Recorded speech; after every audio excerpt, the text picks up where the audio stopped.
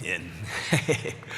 Miren, vamos a iniciar el día de hoy, como pudieron ver en ese video, una serie basada en el Sermón de la Montaña.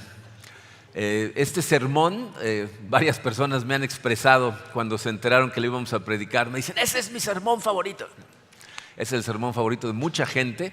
Yo creo que es un sermón que ha capturado la atención de cristianos a través de los siglos. Y curiosamente, fíjense, es un sermón que también ha atraído a muchas personas que no son cristianas.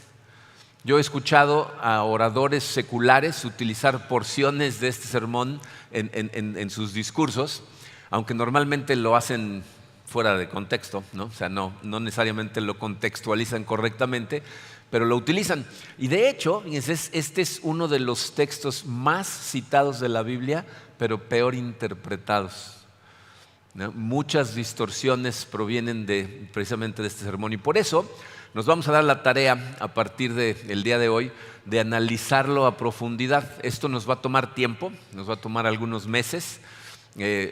La buena noticia es que no hay prisa, ¿no? O sea, así es de que nos va a tomar el tiempo que nos va a tomar. Para que vean a la velocidad a la que nos vamos a ir, el día de hoy nos vamos a concentrar en el capítulo 5, versículos 1 y 2. ¿Okay? Vamos a leerlos, vamos a orar y vamos a platicar respecto a este sermón. Mateo 5, versículos 1 y 2 dice así: cuando vio a las multitudes, se refiere a Jesucristo, evidentemente, dice, subió a la ladera de una montaña y se sentó. Sus discípulos se le acercaron y tomando él la palabra comenzó a enseñarles diciendo, y ahí empieza el sermón. Vamos a dar gracias a Dios. Padre Santo, te agradecemos con todo el corazón, Señor, el amor que tú nos has mostrado. Te agradecemos profundamente, Señor, el que hayas dejado registradas estas palabras de tu Hijo Jesucristo para nosotros. Este sermón que es tan completo, tan profundo, Señor, y ahora iniciamos su estudio, necesitamos pedirte ayuda. Sé, Señor, que a través de estas semanas, meses, el tiempo que nos tome verlo, va a tocar fibras muy profundas, y sé, Señor, lo que puede suceder en el corazón de una persona si le da entrada a tu palabra verdaderamente.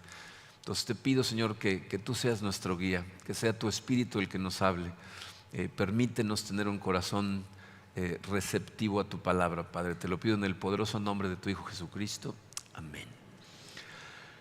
Miren, como les decía, este sermón, tristemente, es uno de los textos peor interpretados por muchas personas en la Biblia, porque sacan algunas cosas de contexto, como que enfatizan algunas verdades en perjuicio de otras, y lo que resulta pues, son herejías, ¿no? Y la pregunta es, ¿cómo podemos nosotros evitar que eso suceda cuando estamos estudiando la Biblia? La respuesta es muy simple. Siempre tenemos que ir de lo general a lo particular. Es decir, tenemos que estudiar primero el todo, el contexto general de un texto que estamos estudiando, y después estudiar los detalles. Cuando lo hacemos de esa manera, estudiar el todo nos ayuda después a entender los detalles de una mejor manera. ¿Okay? Entonces no podemos desviarnos del contexto general de la Biblia cuando estudiamos un versículo. Por eso es que vamos a hacer el día de hoy lo que siempre hacemos. Si ustedes han participado en varias de nuestras series, saben que siempre empezamos con un sermón introductorio que analiza los aspectos generales de todo lo que vamos a estudiar en la serie, y después nos vamos a los detalles, y eso es lo que vamos a hacer el día de hoy. El día de hoy vamos a hacer simplemente una introducción general al sermón de la montaña, analizando algunos puntos muy importantes. Sé que hay algunas cosas que vamos a estudiar el día de hoy que ya sabes o ya deberías de saber, pero que es muy importante recordarlas antes de empezar a estudiar estas cosas, porque tenerlas en mente va a hacer que estas palabras realmente impacten tu corazón. ¿Okay? Entonces vamos a empezar, dice el número 1 en su programa, dice trasfondo del sermón. Necesitamos tener un marco de referencia que nos ayude a entender el contexto bíblico, político y aparte religioso que encontró Jesucristo cuando llegó a la tierra. ¿Okay? Entonces vamos a empezar con el contexto bíblico, en dónde se encuentra este sermón. Bien, el sermón se encuentra en el libro de Mateo, que como ustedes saben es el primer libro del Nuevo Testamento. ¿Okay?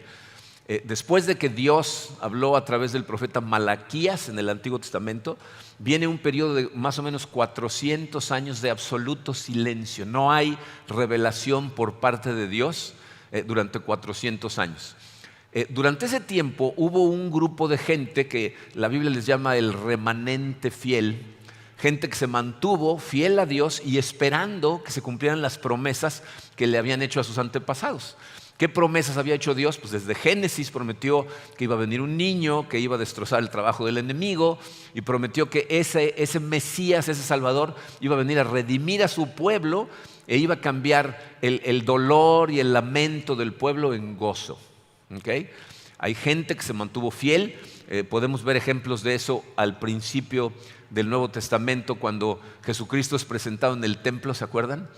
Se encuentra con un señor que se llama Simeón, al cual el Espíritu Santo le había revelado que no iba a morir hasta que viera la promesa de Israel, y cuando ve a Jesucristo dice, ya me puedo morir, ¿no? Ya lo vi, ¿no? Está la profetisa Ana, que dice también palabras similares. La cosa es que ese grupo de gente están esperando las promesas. Entonces, el propósito del Evangelio de Mateo es precisamente anunciar que Dios ha cumplido en Cristo las promesas que había venido prometiendo. O sea, Jesús es ese niño del que se habla en Génesis, es ese descendiente de Abraham a través del cual todas las familias de la tierra van a ser bendecidas, es ese hijo de David que va a tomar el trono y el trono va a durar para siempre. O sea, se están cumpliendo las promesas del Antiguo Testamento en Cristo.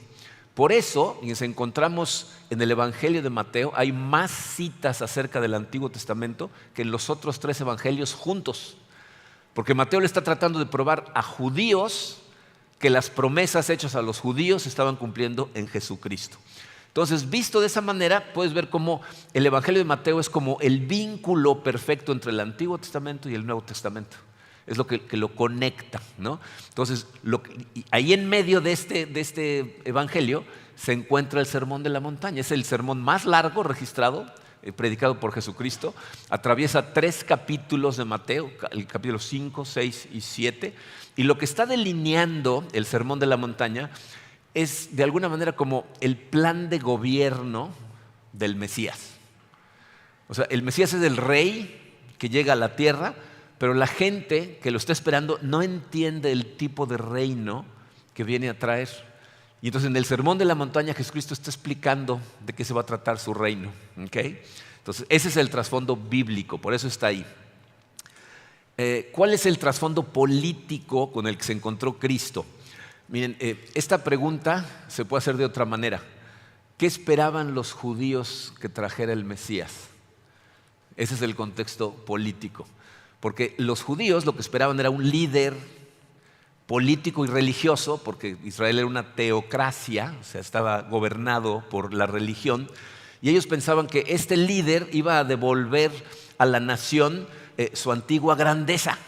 De hecho, fíjense, ellos esperaban que bajo el liderazgo del Mesías, Israel no nada más iba a llegar a su grandeza anterior, sino que iba a tener una grandeza todavía superior a la que antes tenían con el rey David, que es el que llevó a Israel a ser una superpotencia. Ellos pensaban, este Mesías va a convertir a Israel en la nación más poderosa de la tierra, y no por un periodo de tiempo, por el resto de la eternidad. Ya para siempre Israel va a ser la superpotencia. ¿Okay? Ese es el contexto político en el que Jesucristo entra en escena, y por eso cuando empieza a delinear su plan, su reino, el tipo de reino que trae, esto causa una impresión muy profunda en algunas personas, pero en otras lo que causa es una desilusión espantosa. ¿Por qué? Porque los ideales y principios que explica Jesucristo en el Sermón de la Montaña van totalmente en contra de lo que muchos judíos anhelaban en su corazón que el Mesías iba a venir a hacer. El programa de gobierno de este Mesías es principalmente espiritual, interno, y no político o social. O sea, esto hagan de cuenta que es el discurso del nuevo gobernante, pero no habla de reformas sociales, no habla de que ya los pobres van a dejar de ser pobres y de cómo va a igualar a todos. O sea, no habla en lo más mínimo de esas cosas. En otras palabras, dice, Cristo está más preocupado por lo que la gente es que por el tipo de sistema en el que vive. A Jesucristo le interesa lo que somos, No nada más lo que hacemos, sino lo que somos. Y entonces en su reino exalta muchas cosas, pero que son las cosas que el mundo ve para abajo, ¿no? Y las cosas que el mundo exalta, Jesucristo dice, esas cosas son irrelevantes. No, el mundo persigue riqueza, persigue poder, persigue fama, y él dice, no, dichosos serán los pobres, los mansos, los pacíficos, ¿no? O sea, como que está al revés de todo lo que ellos esperan. De hecho, fíjense, un resumen de lo que está tratando de decirles Jesucristo se puede encontrar en la respuesta que le da Jesucristo a Pilato cuando lo tiene arrestado y lo trata de interrogar y Jesucristo ni le contesta, ¿se acuerdan? Pilato se frustra, ¿no? Y le dice, ¿y qué no estás consciente de que tengo el poder para liberarte o condenarte? Y Jesucristo pues, le dice, pues ese poder viene de arriba, ¿no? Le dice, ¿eres tú el rey de los judíos? ¿Se acuerdan de su respuesta? Dice, mi reino no es de este mundo. Si mi reino fuera de este mundo, mis seguidores lucharían y no permitirían que yo fuera entregado, pero mi reino no es de aquí. Entonces, ese es el resumen. Su reino no es de aquí. Entonces, su reino está en total contraposición con la visión que el mundo tiene de las cosas. Entonces, todo lo que el mundo exalta, Jesucristo dice, eso es irrelevante. Y lo que Jesucristo alaba, el mundo dice, eso es irrelevante. Por eso, miren, y esto es algo que necesitamos entender, los ciudadanos del reino nunca vamos a ser aceptados por el mundo, porque representamos todo lo que el mundo rechaza. Y por lo tanto, un ciudadano del reino debería de rechazar como prioritario lo que el mundo promueve como prioritario. O sea, el mundo va a decir, esto es importante, Jesucristo dice, no, esas cosas no son importantes. No significa que no las necesitas en tu vida, pero no son lo más importante y necesitas acordarte de eso. No puedes darle la prioridad que el mundo le da a esas cosas, ¿ok? Entonces, ese es el panorama político. Ahora, el panorama religioso es igual de confuso. Cuando llega Jesucristo, la religiosidad de la sociedad judía es increíblemente compleja. Miren, y estas son cosas que ya hemos mencionado y es importante que realmente se te queden grabadas. Ahorita les voy a decir por qué. Porque cuando llega Jesucristo al escenario religioso, hay 4 grupos muy fuertes que se están disputando la superioridad religiosa del pueblo de Israel. Están los fariseos, los saduceos, los esenios y los celotes. Necesitas aprender lo que significa cada uno de esos grupos, porque si analizas a la iglesia en este momento, te vas a dar cuenta que esos 4 grupos todavía existen. Y necesitas entender en lo que están equivocados, ¿ok? Los fariseos eran un grupo de personas que pensaban que para ser un buen creyente, para ser un creyente devoto de Dios, lo que tenías que hacer es mantener las tradiciones antiguas y cumplir hasta el más mínimo detalle las cosas que requerían los rabinos. Y el problema es que los rabinos muchas veces tenían una interpretación ridícula de la ley de Moisés. Pero para los fariseos tenías que seguir hasta el más mínimo detalle los extremos ridículos que inventaban los rabinos por encima de lo que Moisés les había dicho. ¿Okay? Luego tenemos a los saduceos. Para los saduceos, esas cosas que a los fariseos les parecían importantísimas, ellos no les dan la menor importancia. No les parece importante. Los saduceos son liberales al grado más extremo de la palabra. Rechazaban todas las tradiciones de los ancianos, pero también rechazaban muchas de las enseñanzas que venían en el Antiguo Testamento. Los saduceos no creían en la resurrección, no creían en milagros, no creían en ángeles, ni siquiera creían en una vida en el más allá. O sea, ellos no creían en una vida después de la vida. Su filosofía era, hay que vivir en el presente sin preocuparse mucho por el futuro. Luego tenemos a los esenios. Los esenios era un grupo de creyentes que pensaban que seguir correctamente a Dios solamente era posible si te separabas totalmente de la sociedad, si te aislabas, si no permitías contacto alguno con una persona que no creyera exactamente igual que tú, y eran muy extremos en las reglas que seguían. Entonces ellos son los que se alejaron de Jerusalén y se fueron al Mar Muerto, a Cumarán, ahí es donde encontraron los rollos del Mar Muerto. Esos eran esenios que estaban ahí aislados de toda la sociedad. ¿Okay? Y por último tenemos a los celotes, que eran unos fanáticos nacionalistas, para quienes la religión no era otra cosa que activismo político radical. Para ellos la mejor forma de seguir a Dios era levantarse en armas y derrocar a los romanos a golpes. ¿okay? Esa era su teoría. ¿Okay? Entonces tenemos a los fariseos tradicionalistas, a los saduceos modernistas, a los esenios separatistas y a los celotes guerrilleros terroristas. ¿Okay? Ahora díganme, ¿en cuál de esos grupos cabe Jesucristo? ¿En dónde lo pondrías? Pues en ninguno, ¿no? De hecho, fíjense, lo que vamos a ver a través del Sermón de la Montaña es que Cristo tiene cosas que enseñarle a cada uno de esos grupos en cuanto a lo mal que están viendo las cosas. A los fariseos les va a enseñar que la verdadera espiritualidad no consiste en cómo te ves de forma externa, sino tiene que ver con cómo tu relación con Dios afecta tu corazón. Y se nota no en la manera en que los hombres te perciben, sino en la manera en que Dios te percibe. No es cómo andas ante los hombres, sino cómo andas ante Dios. Los saduceos, a ellos les va a decir que ese racionalismo que utilizan para elevar las cosas del mundo va totalmente en contra del espíritu de la fe. A los esenios les va a enseñar que tener una comunión verdadera con Dios te permite vivir en el mundo sin ser del mundo. O sea, no tienes que aislarte. De hecho, tu labor es tener un impacto en el mundo. Entonces, no es separarte del mundo, sino no ser parte del mundo, aún estando en medio. Y a los celotes, pues les va a enseñar que la clave de todo no es armar una revolución, sino realmente estar en adoración a Dios.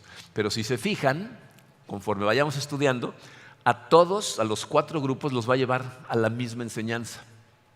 La transformación es algo que sucede de adentro hacia afuera. Empieza en el corazón de la persona y produce como resultado una vida que es justa a los ojos de Dios. ¿Okay?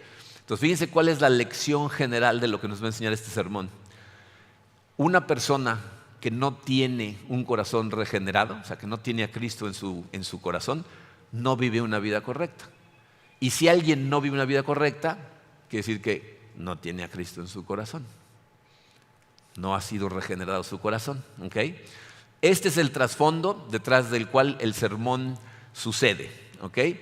Si mantenemos estas cosas en mente, va a ser mucho más fácil entender todo lo que vamos a estudiar a partir de la semana que entra. ¿Okay? Pero hay un segundo aspecto al que quiero llamar su atención, y el número 2 dice: el predicador de este sermón. Obviamente va a haber gente que diga, pues ya sabemos quién es, ¿no? ¿Qué tanto tienes que decirnos? Ya sabemos que es Jesucristo. Pero la realidad es que es muy importante que tengas en mente ciertas cosas acerca de quién predicó este mensaje cuando lees estos pasajes. Porque entonces sus palabras van a tener un impacto diferente en tu corazón si recuerdas estas cosas antes de leerlas. ¿Ok? Entonces, 3 cosas que quiero que noten acerca de este predicador. Primera, letra A, dice la naturaleza del predicador. La naturaleza del predicador. Miren, en la historia de la iglesia ha habido increíbles predicadores. O sea, poderosos predicadores con sermones impactantes. Pedro en su primer sermón convirtió a 3,000 personas. Yo tengo colecciones de sermones, escucho a muchos pastores contemporáneos, algunos de ellos que son impactantes, y tengo libros con colecciones de sermones de gente que predicó hace 300, 200, 100 años. Muchos de ellos de verdad impactantes, pero absolutamente todos los hombres que predicamos cometemos errores, todos. Yo he escuchado a muchos pastores que te impresionan con sus enseñanzas y de repente de memoria dicen, y en este pasaje que dice no sé qué, y vas a ese pasaje y no es ese pasaje, ¿no? O gente que te cuenta historias que ni siquiera está segura de que sucedieron, o que exageran, o como nosotros que la semana pasada pusimos un versículo y era otro, ¿no? O sea, todos nos equivocamos. Pero este predicador, fíjate, para recordar quién es, tienes que acordarte de cómo empieza el Evangelio de Juan. ¿Se acuerdan cómo empieza el Evangelio? Dice, en el principio el Verbo estaba con Dios y el Verbo era Dios y el Verbo se hizo hombre. A través del Verbo todas las cosas fueron creadas. Sin Él nada de lo que existe llegó a existir. O sea, nos está hablando de que el Dios del universo, que ha existido desde siempre, que todo lo sabe, que todo lo ve y todo lo puede, se hizo hombre y Él es el que está predicando este sermón. Entonces, este sermón no contiene error alguno y todo lo que dice es absolutamente la verdad. Nadie mejor que este predicador sabe cuál es el verdadero secreto de la satisfacción del corazón del hombre, porque Él te creó para su gloria. Él sabe exactamente qué es lo que mueve a tu corazón porque Él lo creó. Y no nada más eso, creó a todo el universo y creó el sistema en el que funciona el universo. Nuestro universo tiene como un sistema operativo, para que lo veas de una manera, que controla todo a nivel macro, a nivel micro, ¿no? Todo dentro de ti, fuera de ti, en cualquier escala, todo está dirigido, regido por el sistema operativo que Dios creó. ¿Ok? Miren, ahora que estuvimos varias semanas visitando museos en Europa con nuestra hija Angie, ella quería ver las más obras posibles, entonces fuimos a museos increíbles y vimos, no saben la cantidad de pinturas, esculturas. Ella es historiadora de arte, entonces te puede explicar y se puede pasar horas viendo una pintura, ¿no? Y entonces nosotros, ignorantes de la cuestión, ¿no?, rentábamos la guía en audio.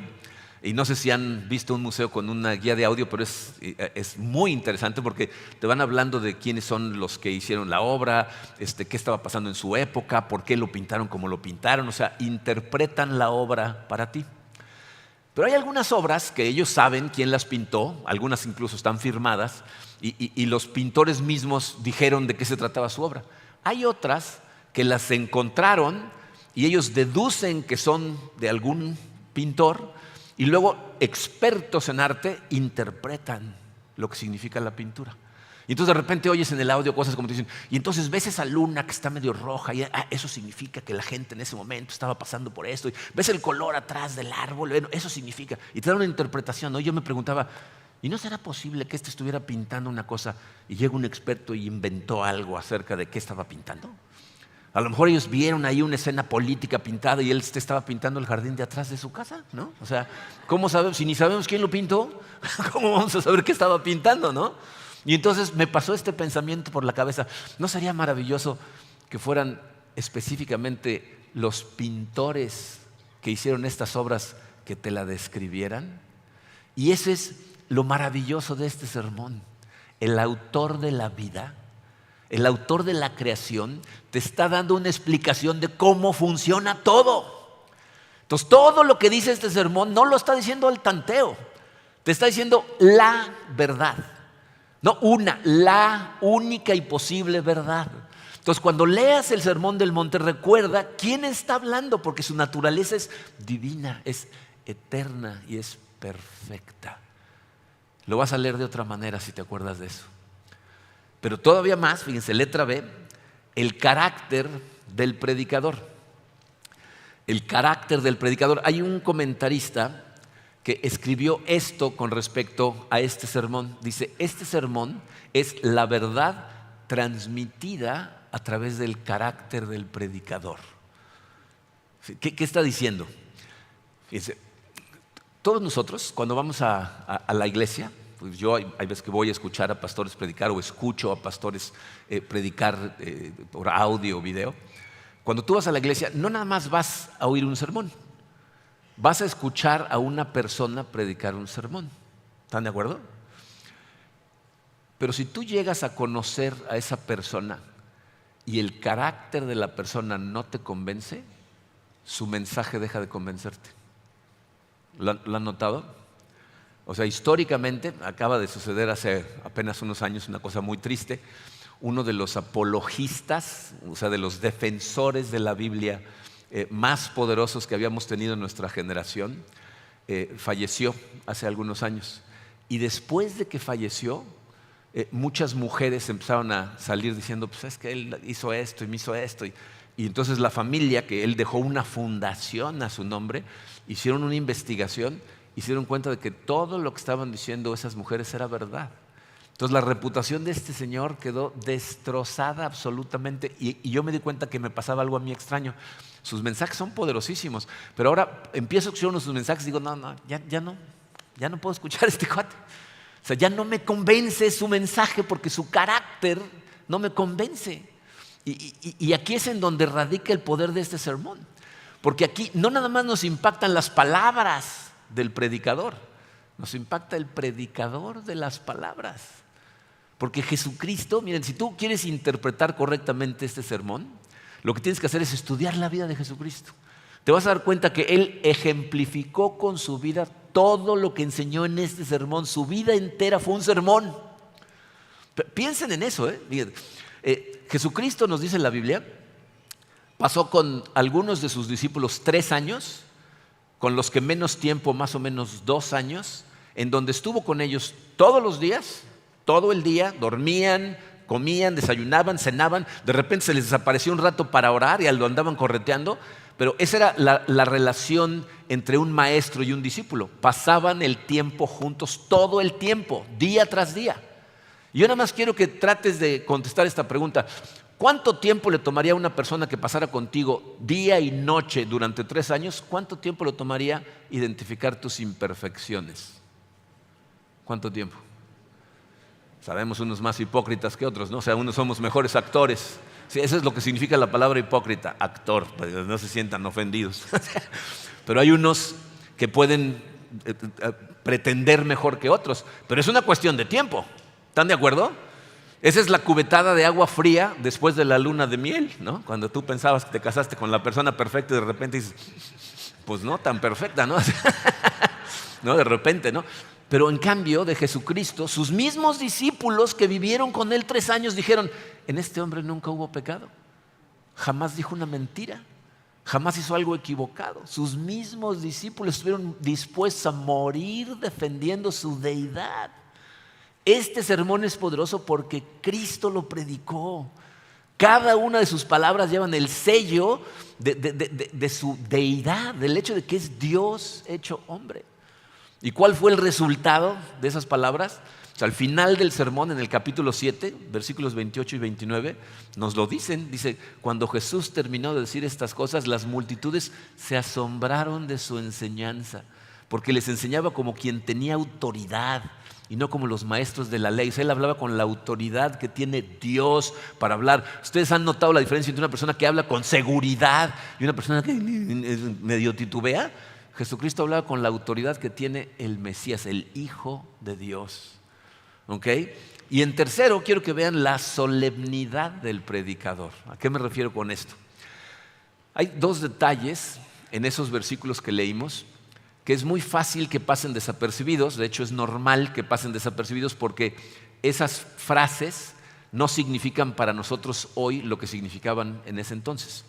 Vamos a leer otra vez los versículos 1 y 2 de Mateo 5. Dice, cuando vio a las multitudes, subió a la ladera de una montaña. Esta frase que sigue es la primera, y se sentó. Sus discípulos se le acercaron, esta es la segunda frase, y tomando él la palabra, comenzó a enseñarles. Dice, sentarse a enseñar era una costumbre que tenían los maestros de esa época. Cuando un maestro, un rabí, se sentaba, era una indicación para todos los discípulos de que estaba a punto de comunicarles algo importante con todo el peso de su autoridad, de su experiencia, de su conocimiento, ¿no? Si un maestro de Israel iba enseñando mientras iba caminando, ¿no? O cuando estaban parados en alguna esquina, esa enseñanza se consideraba informal, no oficial.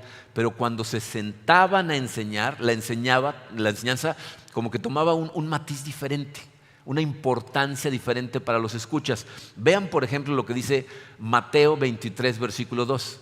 Dice, los escribas y los fariseos se han sentado en la cátedra de Moisés.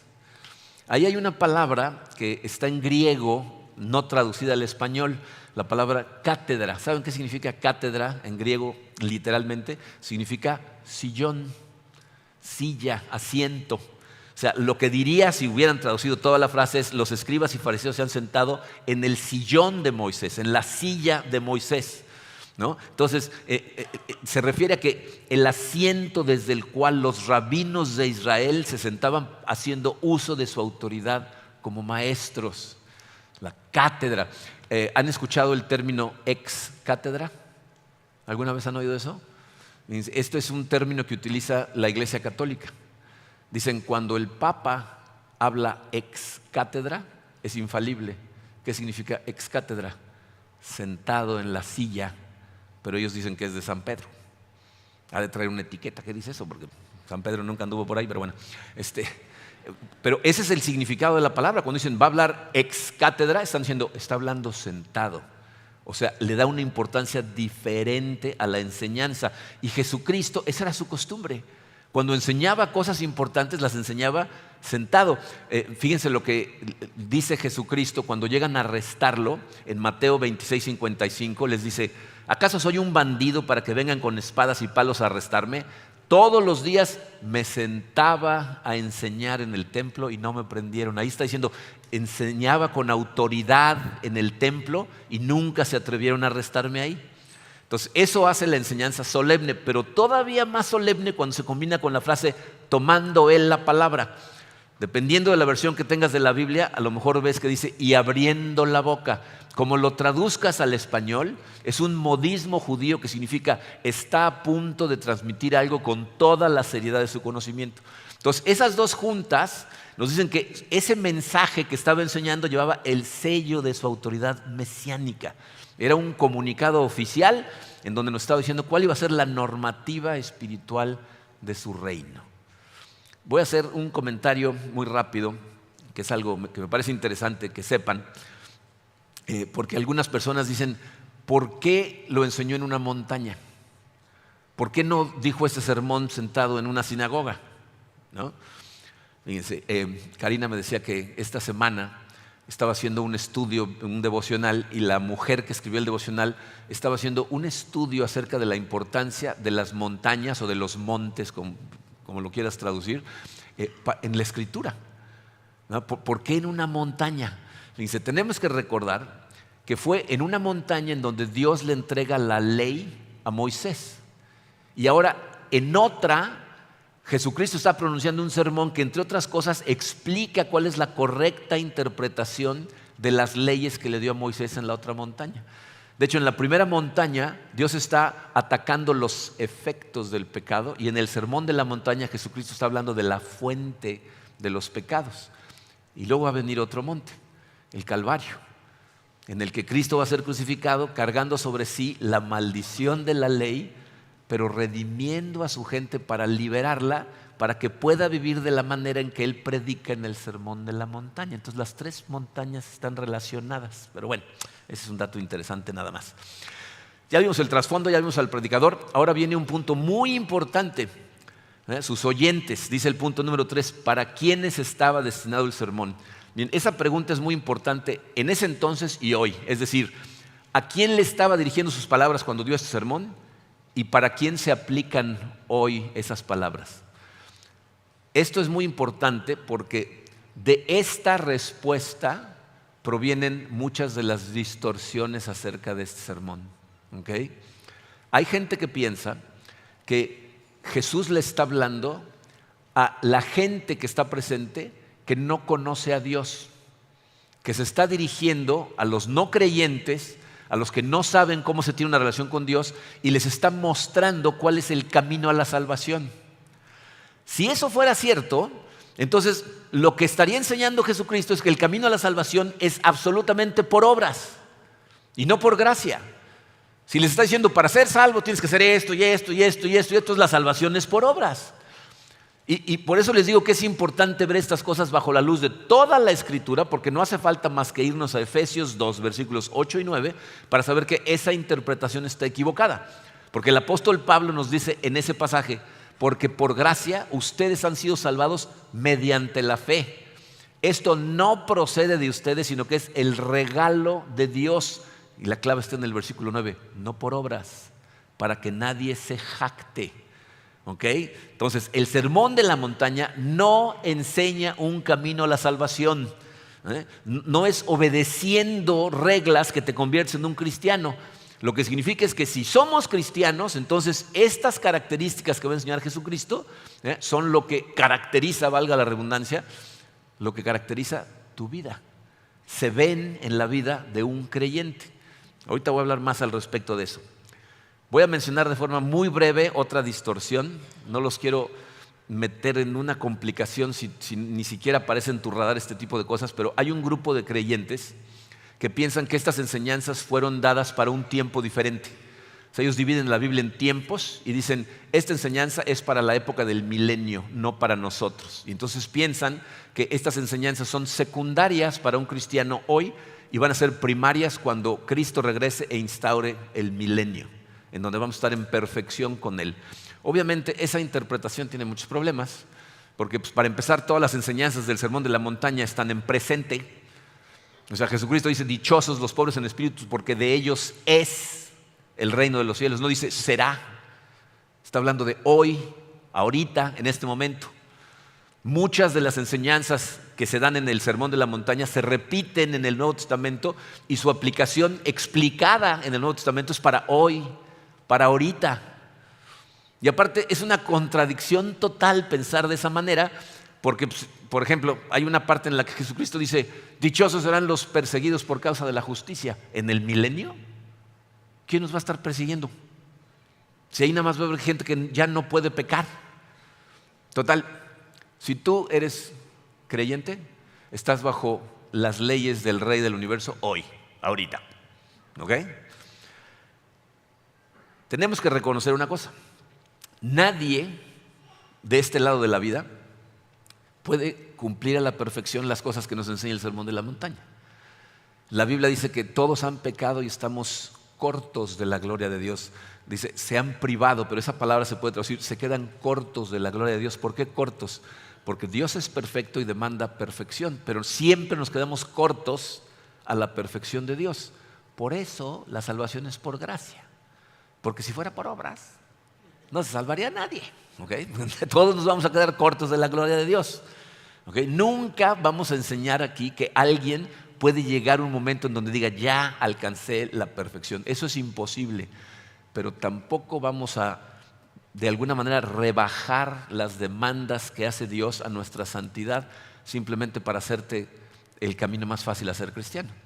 Porque hay lugares en donde dicen, no, está bien, ya entregaste tu corazón a Cristo, ya puedes vivir como tú quieras. O sea, que sea más fácil llenar la iglesia. Ese no es el objetivo. Dios sí espera que haya una transformación en tu corazón que se nota. ¿Ok? De hecho, fíjense, ¿para quién entonces estaba predicado este sermón? ¿Para quién? Creo que el pasaje es muy claro. Cuando vio a las multitudes, subió a la ladera de una montaña y se sentó. Sus discípulos se le acercaron y tomando la palabra comenzó a enseñarles. Sus discípulos es a las personas a las que le está hablando. Entonces la pregunta es, ¿quiénes son sus discípulos? ¿Cómo podemos distinguir en el montón de gente que ve ahí quiénes eran discípulos de Cristo y quiénes no? Hay una forma muy fácil de identificarlo. Este no es el primer sermón que predicó Jesucristo. Predicó otros sermones antes, pero la esencia de lo que enseñaba antes era diferente. Les voy a mostrar qué decía en Marcos 1, versículos 14 y 15. Dice, después de que encarcelaron a Juan, Jesús se fue a Galilea a anunciar las buenas nuevas de Dios. Se ha cumplido el tiempo, decía. El reino de Dios está cerca. Arrepiéntanse y crean las buenas nuevas. Entonces, ¿cuál era su sermón? Arrepiéntete, aléjate del mundo, cambia de dirección, ven hacia Dios y cree en el evangelio de Cristo que te salva por gracia. Entonces, ¿quiénes son sus discípulos? Los hombres y mujeres que escucharon ese mensaje, le creyeron y entonces se arrepintieron y empezaron a seguirlo, alejándose de las cosas del mundo y creyendo en el mensaje de salvación de Jesucristo. A esas personas les está hablando. Ahora, evidentemente, presentes en ese momento, hay montones de personas que no habían creído, no se habían arrepentido y estaban en necesidad de salvación. Esa es la razón por la que al final del sermón les habla a ellos. Si se van al capítulo 7, al final, los últimos 3 puntos que hace Jesucristo es hablándole a la gente que todavía no se ha arrepentido y no ha creído. Les habla de la puerta estrecha y de la puerta ancha. Les habla de la importancia de no dejarse engañar por los falsos profetas. Incluso les hace, fíjense, les deja muy clara la importancia de la obediencia. Les dice, muchos me dirán, Señor, Señor. Y yo les voy a decir, jamás te conocí, porque mis discípulos son los que obedecen a mi Padre. Habla de la importancia de la obediencia y termina con los dos cimientos, ¿se acuerdan? La roca, la arena, el que construye sobre roca, el que construye sobre... O sea, ahí le está hablando a los no creyentes al final, que de alguna manera, si se dan cuenta, es lo mismo que hacemos aquí. Nosotros, cuando yo estoy predicando, cuando Emilio está predicando, le estamos hablando primordialmente a creyentes, pero generalmente, ¿cómo terminamos nuestros mensajes? Haciendo un llamado a las personas que no lo conocen, tratando de hacerles ver que Dios los ama, por eso los trajo. Está tratando de acercarte a Él para redimirte, porque quiere tener una eternidad contigo. Pero empezamos hablándole primero a los creyentes, ¿ok? Entonces, durante los siguientes meses vamos a estar estudiando este sermón, empezando por la semana que entra. Pero antes de terminar, quiero rápidamente analizar 5 puntos de por qué es tan importante tomarnos el tiempo de estudiar este sermón detenidamente. 5 puntos a toda velocidad. Número 1, nos enseña la absoluta necesidad que tenemos de la obra redentora de Cristo. Conforme estudiemos este sermón te vas a dar cuenta que es imposible vivir de esa manera. O sea, que tú por tus propias fuerzas puedas ser el tipo de persona que se describe ahí, es imposible. Entonces eso te hace saber la necesidad desesperante que tienes de la redención de Cristo, de que obre en tu corazón. Porque si Él no obra en tu corazón no va a haber transformación, lo necesitas a Él. Y este sermón lo va a hacer patente, ¿no? Necesito de ti, Señor. ¿Ok? Número 2, nos va a ayudar a comprobar qué tan genuina es nuestra fe. La semana pasada hablábamos de lo importante que es examinar nuestra fe. ¿Cómo la examinamos? Pues la comparamos contra este estándar. Conforme vayamos avanzando, tú te tienes que preguntar, ¿ese soy yo? ¿Ese es mi corazón? ¿Esa es realmente la manera en que mi corazón enfrenta las diferentes cosas de la vida? O sea, te tienes que ir cuestionando. Por eso Jesucristo enseña que el mundo es de los pobres en espíritu, es decir, de los humildes ante Dios. Tienes que humillarte ante Dios. Y si tú no eres consciente de lo que cuesta luchar contra la corrupción que hay en tu corazón, significa que ni siquiera lo estás intentando. Pero esto te va a servir para probar cómo va tu fe. Número 3, nos muestra la forma más efectiva de evangelizar al mundo. ¿Cuál es la forma más efectiva de impactar el mundo a nuestro alrededor? Este sermón nos lo muestra. Les voy a decir por qué. Fíjate, Jesucristo, en una parte de esta enseñanza que vamos a ver dentro de algunas semanas, le dice a la gente, después de hablarles de las bienaventuranzas, les dice, ustedes son la sal de la tierra. ¿Qué está diciendo?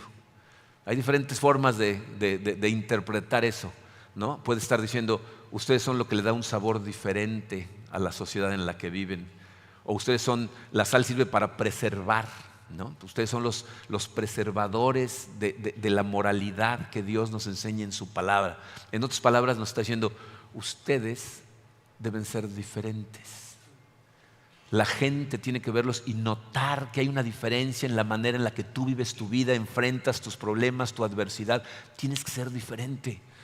El apóstol Pedro, en su primera carta, en el capítulo 3, dice que debemos estar dispuestos y preparados para darle a la gente razón de la esperanza que tenemos, ¿no? Dice, está preparado para que cuando la gente te pregunte, ¿y por qué tienes esa esperanza?, le puedas responder. Pero dime, ¿por qué te iban a preguntar? Solamente te va a preguntar alguien que te vea enfrentar una situación y vea algo diferente. Si te ven igual que todos los demás, si vives exactamente igual que todo el mundo y te derriban las cosas y todo el tiempo estás deprimido y consternado y vienen tentaciones y caes y vives exactamente igual que ellos, alguien te va a preguntar, ¿cómo le haces? Pues no te tienen que preguntar, ellos le hacen igual. Es cuando te ven con fortaleza, con paz, atravesar por tormentas y seguir adelante que dicen, oye, por favor dime de dónde sacas esa fortaleza porque yo quiero de lo mismo. Entonces, ¿cuál es la mejor manera de impactar este mundo? Siendo diferentes. Permitiéndole a Dios hacer la transformación en mi corazón que hace que la gente diga, yo quiero un poquito de eso. Y de la mano con esto, fíjense, nos va a enseñar cuál es el secreto de la verdadera felicidad. Hay un secreto acerca de la felicidad.